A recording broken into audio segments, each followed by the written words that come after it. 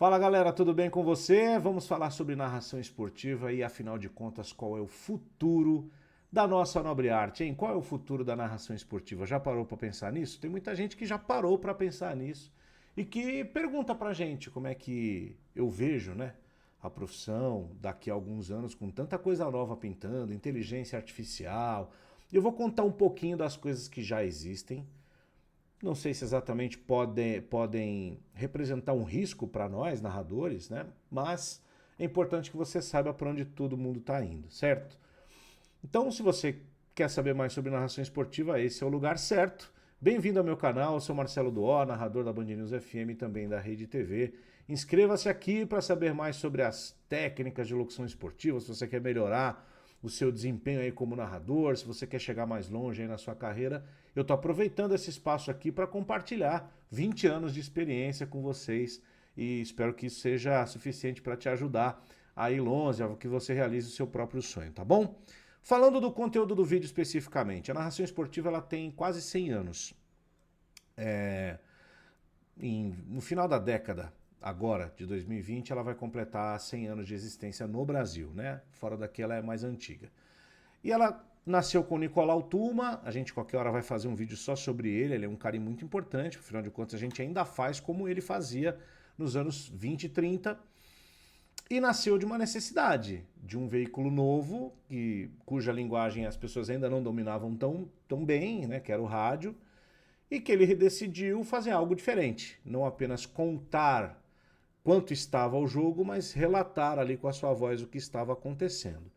De lá para cá, o que mudou? Se você parar para observar, e a gente constantemente vai no passado estudar um pouquinho os grandes narradores do passado para pegar referências, que é sempre muito importante. O que mudou foi a linguagem, porque a linguagem mudou com o avanço da própria sociedade brasileira, né? A nossa forma de falar, nossas novas gírias, as gerações novas que vão chegando, vão contribuindo, trazendo uma nova forma de se comunicar. Alguém, um expoente dessa geração, chega à nossa profissão e muda tudo. Até os anos 60, 70, existia um jeito de narrar que era muito sisudo, um pouco classudo, muitas palavras bonitas e tal, porque era aquilo que as pessoas gostavam de ouvir, um vocabulário mais rebuscado, afinal de contas a maioria dos narradores eles eram advogados, eram formados em direito, então tinha uma cultura muito profunda e até por isso se refletia na narração. E aí depois as coisas foram se abrindo, né? Os grandes narradores do rádio, nos anos 70, José Val Peixoto, Osmar Santos, anos 80. Enfim, foi se mudando a linguagem. E aí veio a televisão, que tinha uma outra forma de fazer, um outro papel do narrador esportivo dentro da transmissão. E isso foi, aos poucos, também se tornando mais complexo. Porque no início muita gente não gritava gol, porque era meio redundante mesmo. Tentava se criar coisas novas para uma linguagem nova que não tinha padrão. Hoje a gente mais ou menos começa imitando o padrão antigo e vai criando novos a partir disso. Muita gente antigamente simplesmente chegando e criou coisa nova. Isso também acontece hoje. Tem uma série de plataformas de streaming que faz narração profissional, narração tradicional, melhor dizendo. E narra-se como se estivesse na televisão, só que você está vendo pela internet. A única diferença é o sinal do ar ali, em vez de vir de uma antena, vem de um cabo de internet ou de um sinal de Wi-Fi para sua tela, entendeu? Mas a narração ela é a mesma. A mesma colocação do narrador, o mesmo papel do narrador em relação à televisão, e no rádio a mesma coisa. E aí veio o YouTube com as reações, o react, né, como a gente fala hoje, que você mostra o narrador e você mostra também, de certa maneira, mostra também a sua... De novo. E nisso a gente mostra... De novo. De novo. Aí vem o YouTube e começa a mostrar a gente narrando. E aí quando o narrador começa a fazer parte da tela, porque antes era sua voz, muda um pouco a nossa relação e aí cria-se a reação, porque aí é um fetiche das pessoas que acho que também tem um prazo de validade para entender e para ver como é que a gente reage às coisas que acontecem no jogo. Esse react, para nós, narradores tradicionais, foi bacana, porque a gente passou a ter a nossa imagem também valorizada nas transmissões e permitiu um novo tipo de narrador, que na verdade ele já existia, mas ele ganhou uma potência, que é o narrador torcedor. Então é aquele cara, como por exemplo o Cantarelli, que quando sai um gol, de qualquer time do Rio, principalmente, que é onde ele tem a tribuna dele lá na Rádio Transamérica, ele bate na mesa, ele grita forte, ele parece um torcedor ali gritando o gol do time. E aí ele se aproxima da sua audiência, o que é muito legal. Foi a grande diferença da carreira dele que o levou onde ele está hoje. E outros passaram a fazer uma narração torcedora clubista, a partir das TVs, dos clubes ou das plataformas ligadas, segmentadas ali para um time. Que hoje todos os times do Brasil praticamente têm a sua. Isso abriu um campo enorme para narradores que narram para o seu time do coração, para aquele público especificamente, e aí as pessoas querem ver ele comemorando muito os gols do próprio time, as conquistas do próprio time, e os secadores querem ver ele triste quando toma um gol, quando é desclassificado de uma competição, quando acontece alguma coisa errada, o time é rebaixado, etc. Então essa é uma mudança estrutural na profissão, porque isso não existia há 30 anos, há 20 anos. Não existia. Então aqui há um papel novo que acho que vai permanecer. Esse papel novo ele vai permanecer, porque cada vez mais, e principalmente com os algoritmos das plataformas digitais que só entregam para a gente aquilo que a gente gosta, eles vão crescer cada vez mais, mas eu acho que não vão tomar exatamente o lugar. Eles estão ocupando um espaço novo e vão permanecer e crescer nesse espaço novo. Essa, pelo menos, é a minha visão. E nosso tipo de transmissão, uma transmissão tradicional, um pouco mais isenta, um pouco mais de massa, vai ter ainda o seu lugar, mas ela vai ter que dividir o espaço, aliás, já divide, né, muito, com aquilo que é segmentado, porque o grande dilema das grandes empresas de comunicação hoje no mundo todo é que a comunicação de massa ela está perdendo campo para a comunicação segmentada, porque as pessoas elas não estão se juntando mais, elas estão cada vez mais se segregando. Mas essa é uma outra discussão. Estamos falando de narração esportiva. Então, o que a gente precisa observar? Onde a gente pode se encaixar? Será que eu, Marcelo Duó, faria uma transmissão clubista? Não sei. Mas, quando eu estou narrando jogos da seleção brasileira, quando eu estou narrando jogos de São Paulo, de times aqui de São Paulo para São Paulo, ou para praças que se identificam com o futebol paulista, eu puxo um pouquinho para cá. Eu vou fazer, por exemplo, para dar um exemplo, eu estou gravando no dia 6 de novembro. No dia 10 eu vou narrar a final da Copa do Brasil, entre Flamengo e Atlético Mineiro. A transmissão não vai para o Rio de Janeiro vai fazer a transmissão dela do jogo. Então eu vou puxar um pouquinho para o Atlético, evidentemente, por uma questão de atendimento ao meu público naquele jogo em específico, entendeu?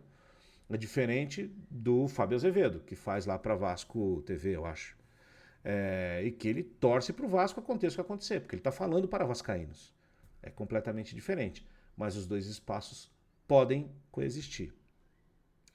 Acho que cada vez mais as narrações vão para aí. A gente tem visto profissionais de microfone muito grandes partindo para os seus próprios canais. Caso, por exemplo, do Nilson César, acho que é o exemplo mais emblemático aqui em São Paulo, que é um dos grandes, maiores narradores do rádio em São Paulo nos últimos anos, nas últimas décadas, né? Porque ele está na Jovem Pan.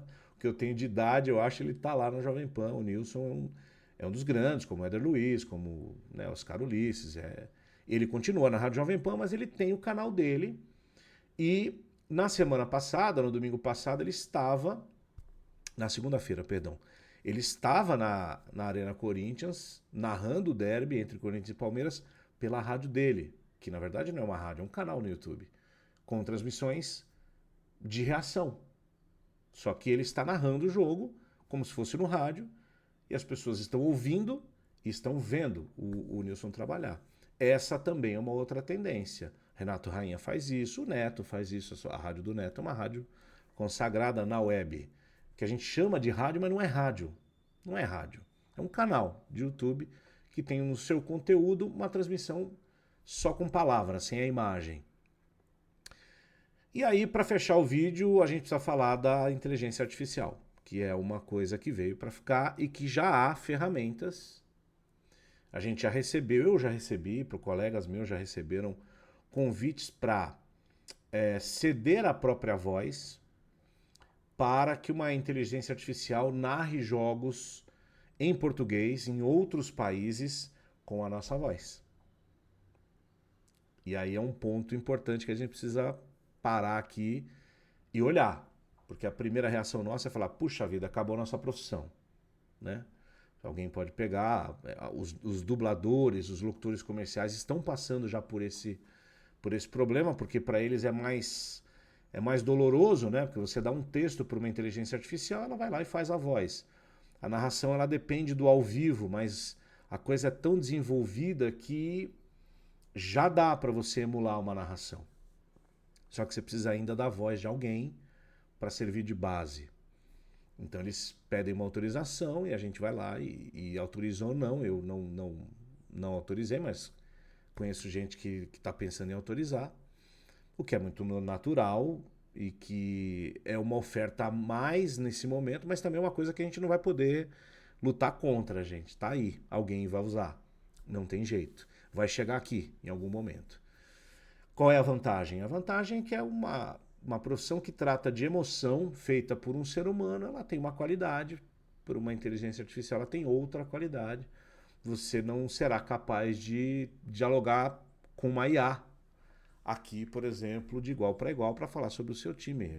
São coisas diferentes, inteligência e sentimento, né? São coisas diferentes e nós humanos temos ainda esse sentimento, mas é algo que está aí e que pode transformar completamente a nossa profissão. Então, daqui para frente, 2024 para frente, para onde vai?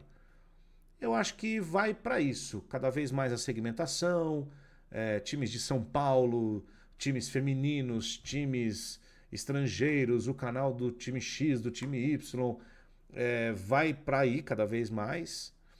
Eu acho que o tradicional ainda tem um espaço muito grande, tem uma geração ainda de pessoas dos seus 35 para cima que ainda ouvem muito rádio, que ainda assistem televisão aberta e tal. A gente ainda tem alguns anos para atender essas pessoas e aí quando virar a geração de vez, aí eu acho que vai virar um meio que um cada um por si mesmo. Acho que as empresas de comunicação elas vão ter muitos problemas para se adaptar daqui a uns 30 anos, porque está muito segmentado e aí fatia o bolo e cada vez mais você está diluindo essas grandes organizações em indivíduos que vão pegando essa fatia menor da publicidade, que para eles pode ser bastante, mas para uma empresa é pouco. E uma empresa também, para anunciar, vai anunciar 1 milhão numa televisão, mas ela pode escolher 10 influenciadores, pagar 100 mil, cada um 10 mil reais. Né?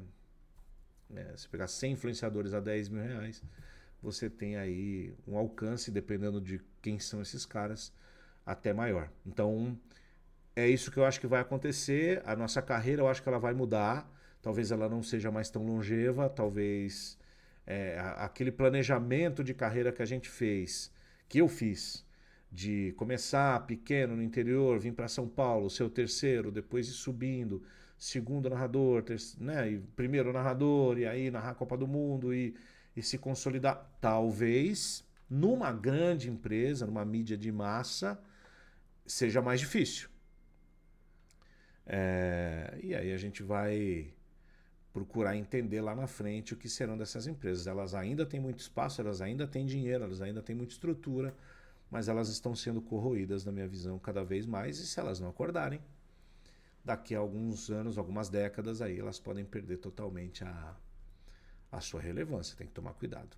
Espero que tenha ajudado a você na sua reflexão. Se você gostou desse vídeo, deixa o like. Toda terça-feira, 3 da tarde, tem live do Caçapa para a gente falar mais sobre isso aqui no nosso canal. Aproveite para compartilhar para quem também gosta disso. Siga a gente nas redes sociais, o nosso canal de cortes e a gente se vê numa próxima. Valeu!